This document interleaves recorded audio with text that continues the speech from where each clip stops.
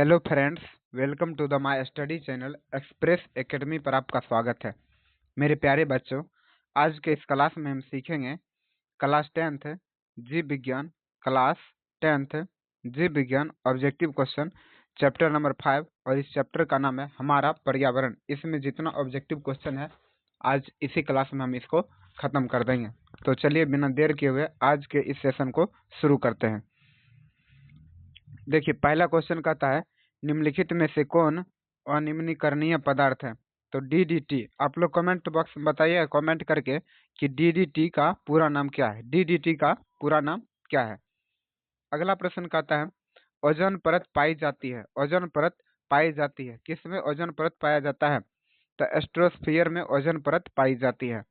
अगला प्रश्न कहता है निम्न में से कौन एक जलीय आहार श्रृंखला है। तो शैवाल, जलकीट और मछली, यानी जो होता है मछली खाता है, शैवाल मछली खाता है, मछली जलीय कीट खाता है और जलीय कीट शैवाल को खाता है। यही है जलीय आहार श्रृंखला।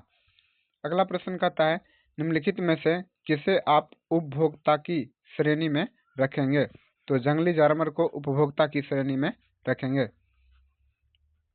अगला प्रश्न कहता है कि निम्न में से कौन एक जैविक परिक्रम द्वारा अपघटित होने वाला पदार्थ है। तो इसमें इसका राइट आंसर क्या हो जाएगा, सूखे घास पत्ते, सूखे घास पत्ते। अगला प्रश्न कहता है हरे पौधे कहलाते हैं। हरे पौधे जो होते हैं वो उत्पादक कहलाते हैं। हरे पौधे क्या कहलाते हैं, उत्पादक कहलाते हैं। अगला प्रश्न है इनमें से कौन मुर्दाखोर है, यानी चील भी मुर्दा खाता है, सियार, कौवा, ये सभी। अगला प्रश्न कहता है कि इनमें से कौन अजैव अजैव निम्नीकरणीय है। तो प्लास्टिक जो है अजैव निम्नीकरणीय है।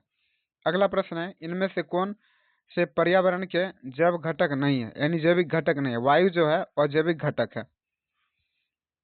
प्रश्न नंबर 10 क्या कहता है इसमें से कौन सा जीव जैव अनिम्नीकरणीय प्रदूषक है। तो प्लास्टिक जो है जैव अनिम्नीकरणीय प्रदूषक के रूप में जाना जाता है। अगला कहता है प्रकृति में ऊर्जा का मुख्य स्रोत क्या है। तो प्रकृति में ऊर्जा का मुख्य स्रोत क्या है, कोयला। अगला प्रश्न कहता है इनमें से कौन स्थलीय परितंत्र नहीं है। तो जो है एक्वेरियम, एक्वेरियम जो है वो स्थलीय परितंत्र नहीं है, यानी जलीय परितंत्र का भाग है। आगे कहता है सीएफसी क्या है। सीएफसी जो है वो क्लोरोफ्लोरोकार्बन है। आगे कहता है कि मृत शरीर को पचाने वाले जीव को क्या कहते हैं। मृत शरीर को पचाने वाले जीव को क्या कहते हैं, यानी अपघटक के नाम से जाना जाता है।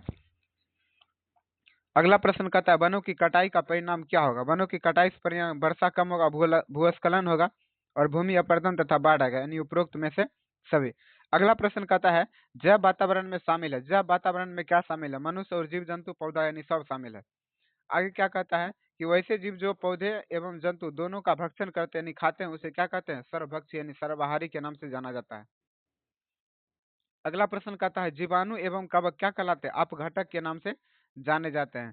आगे क्या कहता है कि सौर ऊर्जा जीव मंडल में किसके द्वारा प्रवेश करती है। तो हरे पौधे यानी सौर ऊर्जा जीव मंडल में निम्न में से किसके द्वारा प्रवेश करती है। तो हरे पौधे के द्वारा प्रवेश करती है।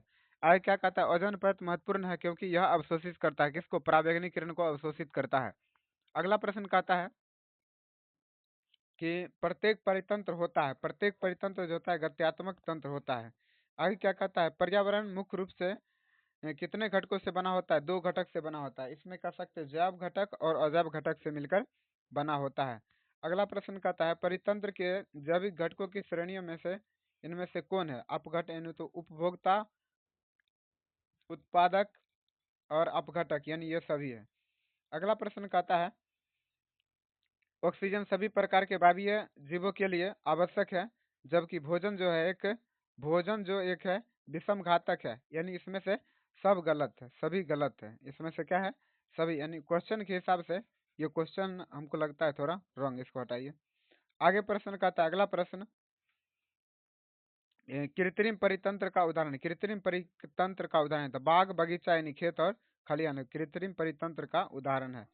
अगला प्रश्न कहता है ओजोन परत पाई जाती है। वायुमंडल के सबसे ऊपरी परत में ओजोन परत यानी ओजोन परत पाई जाती है। आगे क्या कहता है इनमें से यानी निम्नलिखित में से कौन समूह में केवल जैव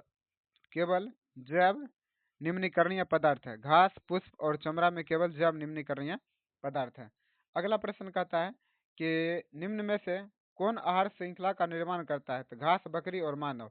यानी जो घास बकरी खाता है और बकरी का मानव भी खा लेता है, यही है आहार श्रृंखला। अगला प्रश्न कहता है कि वन पारिस्थितिकी तंत्र में हिरण क्या होता है? हिरण जो होता है वो प्राथमिक उपभोक्ता के रूप में जाना जाता है। अगला कहता है जैव मंडल में ऊर्जा का एकमात्र स्रोत क्या है? सूर्य का प्रकाश। आगे क्या कहता है? घास स्थलीय परितंत्र में उत्पादक है, यानी घास। घास स्थलीय परितंत्र में उत्पादक क्या कहलाएगा? घास कहलाएगा। ओजोन के अणु में ऑक्सीजन के कितने परमाणु विद्यमान रहते हैं? 3। जैसे O3 लिखते हैं तो इसमें ऑक्सीजन के क्या परमाणु? 3 गो परमाणु। अगला प्रश्न कहता है अपघटक का उदाहरण। अपघटक जो है यानी कवक क्या है? एक अपघटक का उदाहरण है। चिपको आंदोलन का मुख्य उद्देश्य क्या संरक्षित करना था? वृक्ष को संरक्षित करना था। अगला प्रश्न कहता है पर्यावरण के अंतर्गत आते हैं जल मंडल, स्थल मंडल, जैव मंडल, यानी इनमें से सभी। अगला प्रश्न कहता है कि जैव घटक के उदाहरण है पेड़ पौधा और मनुष्य दोनों, यानी ए और बी दोनों। अगला प्रश्न कहता है उत्पादकों पर निर्भर रहने वाले जीव क्या कहलाते हैं? उपभोक्ता कहलाते हैं। आगे क्या कहता है उपभोक्ता को कितने श्रेणी में बांटा गया है? तो 3 श्रेणी में बांटा गया है। इनमें से कौन सर्वाहारी जंतु है? यानी हिरण, मनुष्य और तेलचट्टा। इनमें से कौन सर्वाहारी, यानी मनुष्य और तेलचट्टा जो है वो सर्वाहारी जंतु का उदाहरण है। सूक्ष्म उपभोक्ता जीव क्या कहलाते हैं? सूक्ष्म उपभोक्ता जीव क्या कहलाते हैं? जीवाणु और कवक दोनों कहलाते हैं।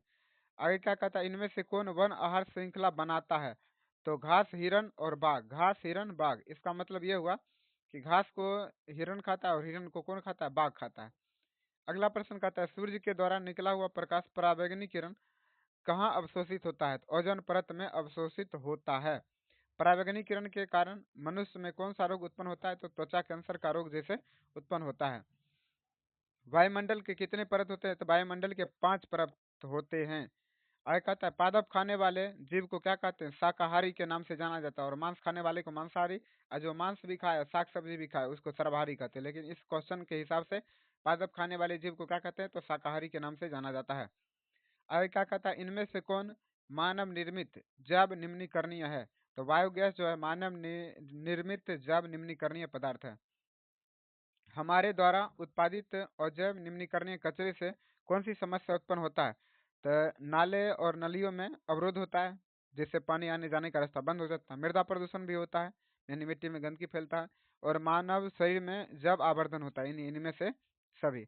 अगला प्रश्न कहता है निम्न में से कौन आहार श्रृंखला सही है? यानी घास, चूहा, सर्प और मोर। इसका मतलब कि घास को चूहा खाएगा, चूहा सर्प, और सर्प को कौन खाएगा? मोर खाएगा।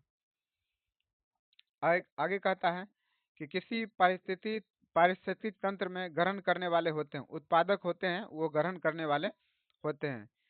अगला प्रश्न कहता है निम्नलिखित में से कौन उत्पादक है? उत्पादक का मतलब यानी घास जो क्या है? घास एक उत्पादक का उदाहरण है। घास क्या है? एक उत्पादक है। मैदानी पारिस्थितिक तंत्र में तृतीय उपभोक्ता क्या है? यानी सर्प। तृतीय उपभोक्ता क्या है? सर्प। अगला प्रश्न कहता है इसमें कुल मिला के हम 51 क्वेश्चन को पढ़े हैं। कितना पढ़े हैं? 51 क्वेश्चन को पढ़े हैं। और ये चैप्टर था चैप्टर नंबर 5। कौन सा चैप्टर था? Chapter number 5। आज की क्लास में इतना ही सीखेंगे। अब आगे का क्वेश्चन अगले वीडियो में जानेंगे। यदि आपको वीडियो अच्छा लगता है तो अपने दोस्तों को भी भेजिए और मेरे चैनल को सब्सक्राइब कर लीजिए, ताकि आपको हम कोई भी वीडियो डालें सबसे पहले आपको पहुंचे। और अच्छे से आप पढ़ाई कीजिए, क्योंकि परीक्षा का समय बहुत ही नज़दीक है। तब तक वीडियो देखने के लिए आपको बहुत बहुत धन्यवाद।